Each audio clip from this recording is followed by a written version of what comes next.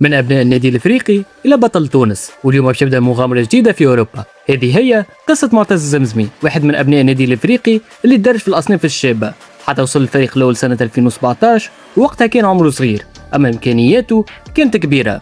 الشيء هذا اللي خلى برشا أندية أوروبية تتبعه. نحكيو في جانفي 2018 وين النادي الإفريقي وافق على انتقاله لنادي ستراسبورغ الفرنسي مقابل حوالي 200 ألف يورو، يعني تقريبا بفلوسنا 700 مليون.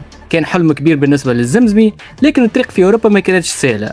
في البداية لعب مع الفريق الثاني نادي ستراسبورغ، ومن بعد خرج في سبيل الإعارة. نحكيو لهنا على نادي أفغانش الفرنسي وين باش ياخذ أكثر وقت لعب، ولكن رغم الاجتهاد نتاعو ما نجحش باش يوري روحه مع الفريق الأول. وين في صيف 2021 انتقل نادي شاموانيور الفرنسي وين لعب زوز مواسم وحاول يلانسي كاريره مرة أخرى، لكن بعد نهاية العقد قرر يعمل خطوة أخرى. وين في جويلية 2024 يقرر يرجع للنادي الإفريقي، ورجعت معاه الآمال وين كان جماهير الإفريقي تستنى منه يقدم الإضافة، خاصة بعد الخبرة الأوروبية اللي خذاها. وبالرغم من الانتقادات الكبيرة اللي تلقاها من جماهير الإفريقي، إلا أنه زمزمي يلعب فمه ساكت وقدم موسم محترم وساهم مع زملائه في إعادة النادي الإفريقي لمنصة التتويج.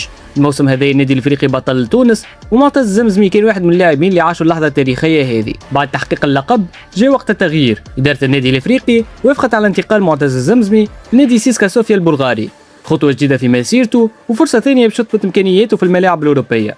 اليوم معتز الزمزمي غادر النادي الإفريقي وهو بطل تونس، هذاك علاش جماهير الإفريقي تتمنى له النجاح في بلغاريا وترجع تشوفه مرة أخرى في مستويات عالية.